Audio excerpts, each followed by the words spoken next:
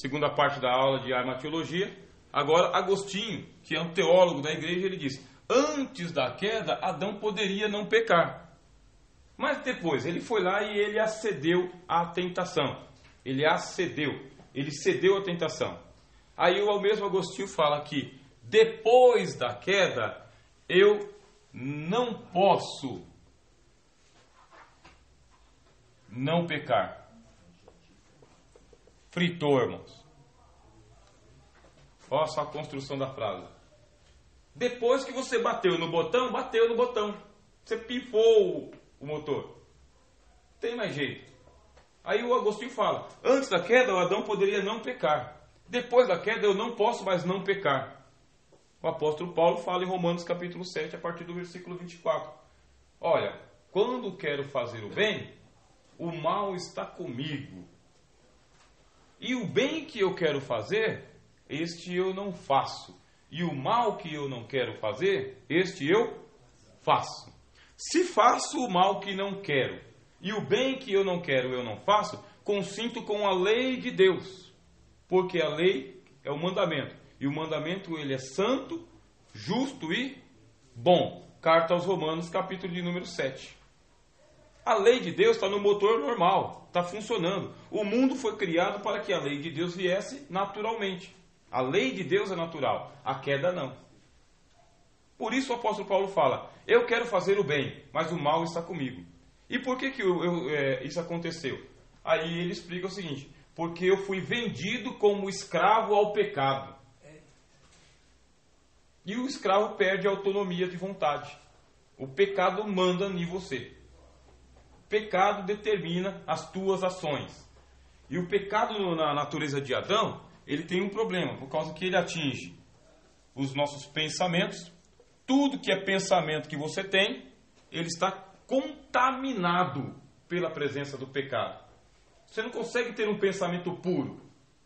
Pensamento puro, qualquer pureza, sabe? Bondoso, benigno, belo, perfeito, agradável a Deus. Não, a Bíblia fala: os povos imaginam coisas vãs. Fica lá na cama pensando qual que é a próxima maldade. O pensamento. E no coração surgem os maus pensamentos, disse o Senhor Jesus. E assim como o homem pensa no seu coração, assim ele é. Vocês são leitores da Bíblia, né? Eu estou citando a Bíblia. Só não estou citando a passagem, mas está em Provérbios. Eu nem cito as passagens por causa que eu não lembro os versículos, mas eu lembro a passagem. Tá. Aí o pensamento está contaminado pela maldade. Gênesis capítulo 6. Deus viu que a maldade havia tomado conta da imaginação das crianças. O pensamento é mau continuamente. Isaías fala: trapo de imundície. Trapo de imundície é aquela roupa que a mulher usava lá no dia da sua menstruação, no ciclo menstrual. Aí ele fala: opa, tá vendo aí o que acontece com os homens? Eles dizem que são bons, eles são trapos de imundície. É aquela roupa lá, aquela fraldona que elas usavam, que agora é o absorvente íntimo. Esse daí é chamado de trapo de imundície. São os pensamentos. Como podeis vós dizer coisas boas, sendo maus? Isso aqui chama-se pecado original ou universalidade do pecado. Ó. Universalidade. A teologia batizou a queda do homem como sendo depravação total, irmãos. Ó, isso aqui é Agostinho, tá? Depravação total. O que dizem os teólogos da depravação total? O pecado de Adão, ele foi o motor girando ao contrário. É para acabar com o índice de natureza. Porque o Adão foi criado à imagem e à semelhança de Deus. Caiu a imagem e a semelhança, está rodopiando ao contrário. Perdeu o sentido. Está sujeito à vaidade. Bom, os teus pensamentos poluídos desde criancinha. Seus pensamentos. E a sua vontade? Sua vontade também. Você tem vontade de fazer o que não pode ser feito. Você tem vontade. Mas não é uma vontade sua. O que eu quero fazer o bem. Mas o mal tomou conta da minha vontade, que me dá uma vontade de fazer o mal. Vontade. Epicuro voltando aqui o nosso filósofo, ele falou o seguinte: nós temos vontade de fazer as coisas por causa que nos traz prazer. Quem disse isso? Senhor Epicuro. Você vai ler no seu livro texto uma palavrinha que é essa daqui, ó, hedonismo. O que é o hedonismo? Hedonismo é a busca do prazer. Eu tenho que fazer aquilo que eu gosto de fazer porque me dá prazer naquilo que eu estou fazendo. Então, como eu tenho prazer naquilo que eu estou fazendo, eu tenho que procurar mais prazer ainda. Isso é hedonismo. E ele vai dizer, hedonismo é você ficar correndo atrás do prazer insaciável. Porque você nunca se satisfaz plenamente. E o problema é que, já que você não se satisfaz plenamente, você precisa fazer outras coisas para poder aumentar o seu prazer. Aí você vem para a psicanálise. Quando você chega aqui na psicanálise, você vai encontrar um homem chamado Freud. Eita! Freud. Aí o senhor Freud, ele fala, Epicuro estava certo. Só que eu não vou colocar o nome hedonismo. Eu vou colocar o nome libido. O ser humano, ele é tomado por libido. Ele já é gerado por causa da libido. Você, ser humano, aula de antropologia, você é fruto da libido.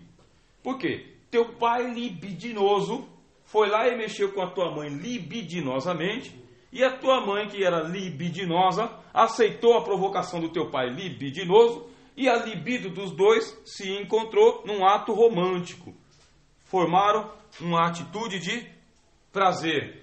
E você já foi gerado na libido. Se você foi gerado na libido, você acha que você é o quê?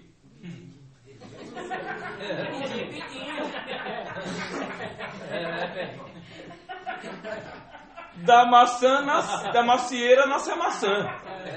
Da jaqueira nasce a jaca. Da oliveira vem a azeitona, ou a oliva. E do libidinoso vem o quê? Você é libido pura. Você é fruto do prazer do teu pai e da tua mãe. Aí você tem o prazer de nascer. Você nasceu com prazer. E qual foi a tua primeira satisfação de prazer? O colo da tua mãe. Aí você sentiu o cheiro da sua mãe. Cheiro de mãe, meu Deus do céu. Isso tem coisa melhor, rapaz. Primeira coisa que a tua mãe faz é te amamentar, rapaz.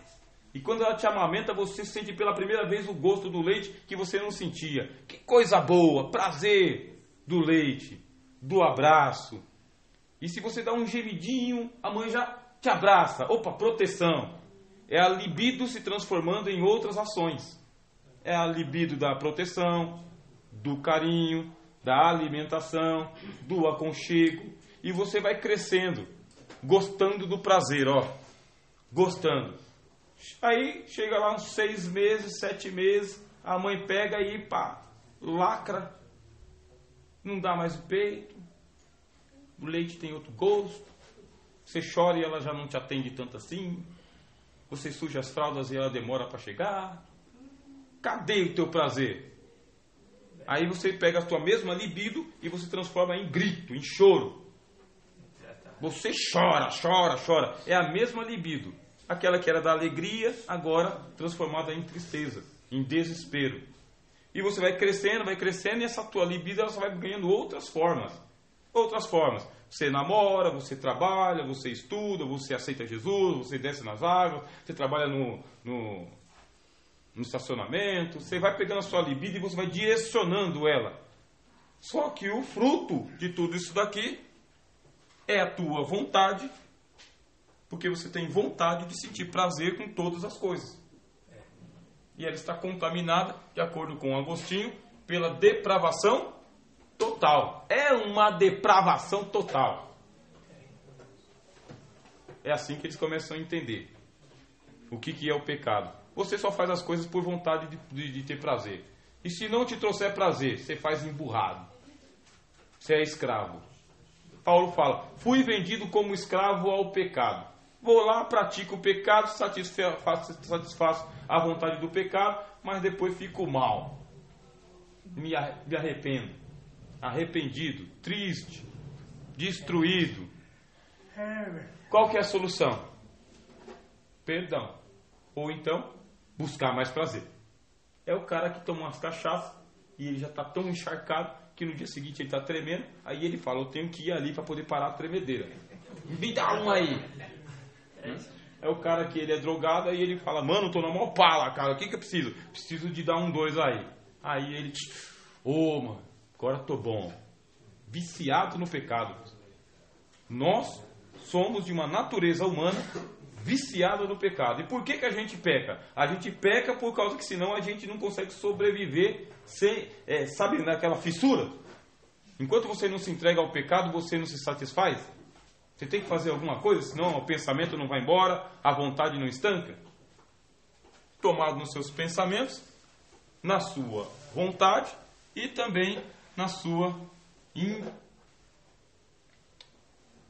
nos seus sentimentos.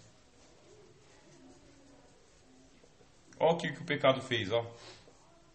O pecado envolveu os teus sentimentos. Eu amo o meu filho. Você ama o seu filho, mas esse amo o meu filho é o mesmo egoísmo. Você ama tanto o teu filho, ama tanto a tua filha, que você quer ele para você. É o egoísmo. É o egoísmo invertido. Você é um amor misturado com egoísmo. Olha, eu quero o seu bem. Eu quero o seu bem. Mas eu quero o seu bem porque você fazendo bem, você traz bem para mim. Egoísmo também. Interesse puro. Eu te elogio para que você fique feliz. Você ficando feliz, você me devolve um sorriso. Você me devolvendo um sorriso, fico feliz. Interesse. Mercado. Troca de sentimentos. Seus sentimentos bons estão contaminados pelo pecado também. Se fosse para pegar, sabe, a peneira, vamos peneirar a areia aqui, ó. Vamos peneirar a areia para ver quanto que sobra aqui. Essa é um monte de pedra. Um monte de pedra. Daquilo que você chama bom. E não é o professor Rogério quem está dizendo isso. Até o próprio Cristo diz isso. Por que me chamas bom? O que você tem aí por trás aí dessa palavra bom mestre? Né? Me chamou bom mestre? Qual é a sua intenção de bom mestre? Por que me chamas bom? Fala, Senhor, irmão. Entenderam? Eles chamam isso aqui de depravação total. O ser humano está vendido como escravo ao pecado. Bom, hora por gentileza. Deixa eu ver a hora aí. A hora está aí. 5h17. 5h20? Tá, dá para prosseguir. Eu vou dar uma acelerada. Só que aí, com esse pensamento, já que eu sou tão mal assim, já que eu estou tão perdido assim, o que eu posso fazer? O que você pode fazer se você não consegue? Quando quero fazer o bem, o mal está comigo. O que é que eu vou fazer?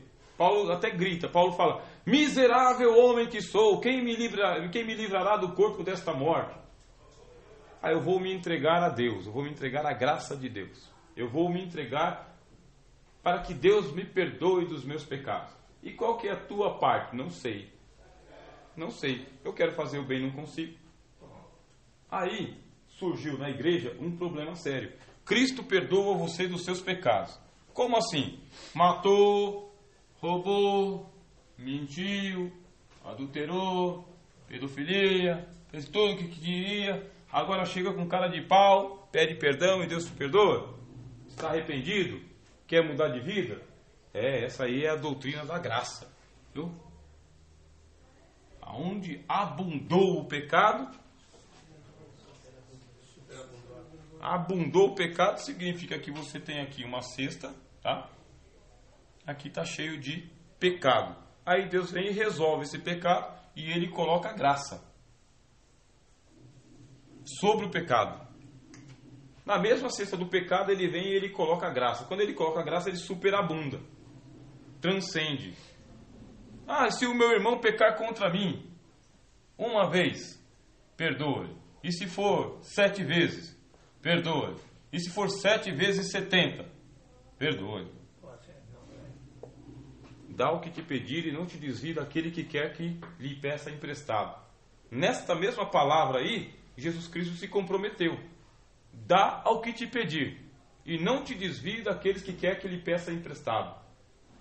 Senhor, eu vim aqui pedir perdão. Dá ao que te pedir. Vai e não peques mais. Está perdoado. É no automático? É no automático, moço. Isso é graça. Essa doutrina aqui da graça, ela é tão apavorante, mas ela é tão apavorante que ela coloca você em estado de liberdade, irmãos. Ela é tão apavorante que a gente não pode nem ensinar ela facilmente. Porque se você ensina facilmente, dá a impressão que o pessoal vai sair pecando à vontade.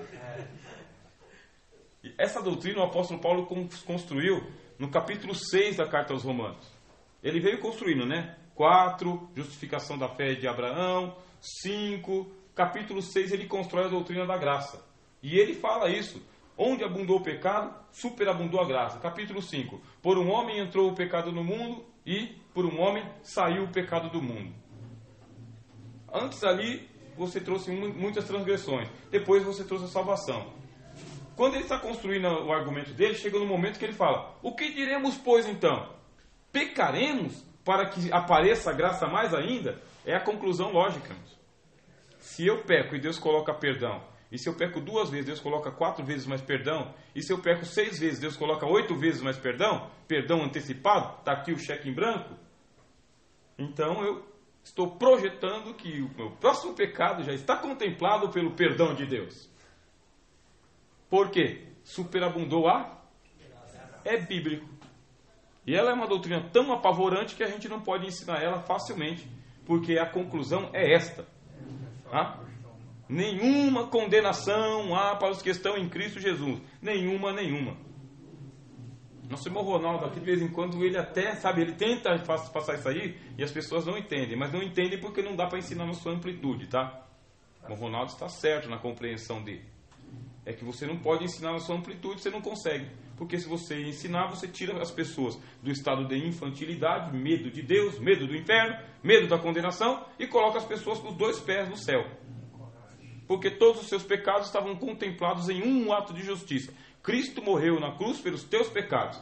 Até aqueles que você vai cometer lá em 2020 estão contemplados pelo sangue de Jesus. Ah, então eu posso pecar? É a conclusão.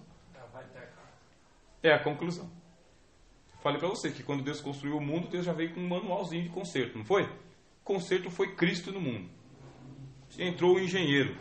E o engenheiro consertou o mundo quebrado pelo pecado. E consertou com categoria. Colocou uma estrutura lá que suporta 1 tonelada a mais de pecado. Mais 1000 megatons de bombas nucleares explodindo por aí. É isso que o apóstolo Paulo constrói na carta aos Romanos. Leiam a carta aos Romanos, leiam os escritos de Lutero quando vocês puderem, sobre a justificação pela fé, sobre a graça de Deus. A graça de Deus, ela tira você do reino do diabo e coloca você no reino de Deus. E no reino de Deus não existe pecado, irmãos. Você coloca os 2 pés no reino de Deus. Não é possível se cometer pecado você estando no céu, no reino de Deus, em Cristo. Quem está em Cristo? As coisas velhas já passaram e tudo se fez. Isso aí é sentido absoluto, tá? É isso mesmo do jeito que está ali. É impossível. É isso que Agostinho fala. Antes da queda, Adão poderia não pecar. Depois da queda, eu não posso não pecar. Eu estou pecando. E aí, qual que é o terceiro período? Depois da salvação, depois da redenção, eu não posso pecar mais. Esse é o terceiro estágio. No céu, que é o que a gente costuma falar, no céu não posso pecar. Não é possível se pecar no céu. Depois de Cristo, não existe pecado. Não entra pecado, né? Não entra pecado. E em Cristo, se você está em Cristo não há pecado, irmãos. O apóstolo Paulo falou o seguinte: porventura Cristo é ministro do pecado? Como que você pode dizer que você está em Cristo e está no pecado, rapaz? Amplia teu conhecimento sobre Deus. Ele te tirou do pecado. Lavou e está lavado, irmãos. Perdoou, está perdoado. Quitou a dívida, está quitado. Colocou o teu nome no livro da vida, está escrito. Ah, mas eu ainda estou peregrino na terra. Lógico, né? Peregrino na terra. Você vai ter que se debater aí no teu sangue até a redenção se consumar na eternidade. Mas que você já está limpinho, está salvo, perdoado. Não pode pecar mais. E não é o irmão Rogério da aula de teologia que está dizendo isso. Orem por mim, irmão, por favor. Tem coisa que eu tenho receio de falar. Mas é assim. o apóstolo João escreveu o seguinte: aquele que tem a semente de Deus não pode pecar. Algumas traduções empobreceram, tá? Mas você pode ir lá no original em grego e não está assim pobre do jeito que está na tradução. Na tradução diz assim, pastor, na tradução diz assim, não vive na prática do pecado. Tradução, tá bem? No original não está assim, tá igual estava lá antigamente. Não peca. Aquele que é nascido de Deus não peca. Essa é a tradução certa. Não peca, não pode pecar, porque é nascido de Deus. Não pode pecar. E aí o apóstolo João pega e chuta logo a canela e fala o seguinte: quem peca é do diabo, porque o diabo peca desde o princípio. Aí você decide, você quer suco de morango ou você quer de groselha? Você quer o perdão dos seus pecados ou você quer o pecado? Você decide. Você tem autonomia agora. Você quer ser o quê? Pecador ou santo? Eu quero ser santo. Vai e não peques mais. Seus pecados estão apagados, anulados. Não pode pecar, irmãos. Vocês estão em Cristo e vocês não têm condições de agravar Deus. Quem está em Cristo não consegue ofender a Deus. Sinal de que você está em Cristo. Você se arrepende da mentira. Você se arrepende do pensamento. Você se arrepende de uma atitude leviana. Sinal claro de que você está em Cristo. Você está em Cristo, o Espírito de Cristo imediatamente toca na tua consciência. Quando ele toca na tua consciência, é sinal de que você está ligado diretamente com Deus. Opa, não está fechado com o circuito. Aliás, o circuito está fechado, né? Não está aberto. Você pecou, se entristeceu, confessou, sinal de que você está em Cristo. Qual o sinal de que você não está em Cristo? Você peca e não sente nada. Aí o cão voltou. Aí, entenderam? Temor a Deus, né? Temor a Deus. Qual que é o perigo dessa doutrina que eu estou ensinando para vocês e citando Bíblia? Qual que é o perigo? Já que estou perdoado, já que estou livre, já que não há nenhuma condenação, portanto, eu vou me entregar à licenciosidade. Não é verdade? Aí o apóstolo Paulo fala: não tentemos Deus a zelos, porque nós não somos mais fortes do que Ele. Não vai tentar ao Senhor teu Deus. Ele não está te dando licença para o pecado, nem para você, nem para o professor de teologia e nem para o seu ninguém. Não tem licença para o pecado. Quem compreende a doutrina da graça sente vergonha de pecar. Vergonha. Isso aí é uma palavra taxativa. Quem compreende a doutrina da graça não se entrega à licenciosidade. Muito pelo contrário, se torna uma pessoa consciente, vigilante. Você já sabe que para essa doença tem um chave ao perdão de Deus e você não pode fazer nada para mudar isso. Eu quero ser perdoado e pagar a penitência. Esquece, você está tomando um remédio errado. Remédio errado. Para o pecado só tem uma solução: perdão. Para o pecado a solução não é penitência. Solução para o pecado é perdão. Vai e não peques mais. Perdoados estão os teus pecados.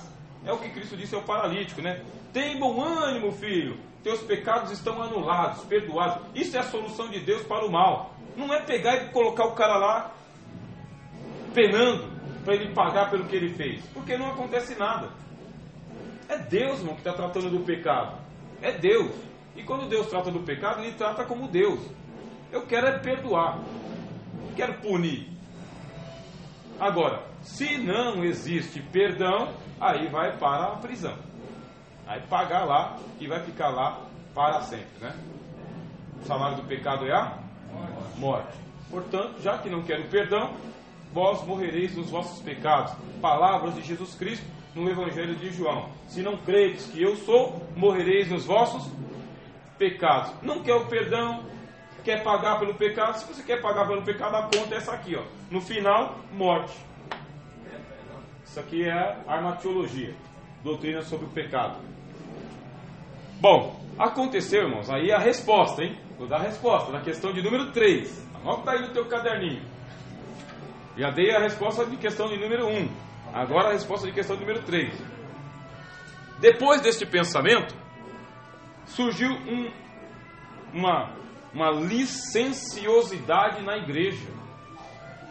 Você acredita que os cristãos, depois que descobriram que não tinham o que fazer só para ser perdoado, um monte de cristão começou a se entregar à boa vida? Você acredita nisso? A pessoa nunca comeu mel, você dá um pote para ela, ela se lambuza. A igreja, depois que o apóstolo Paulo ensinou isso aí vieram os ensinadores do apóstolo Paulo, aí falou, já que eu não preciso cumprir a lei para ser salvo, então está liberado.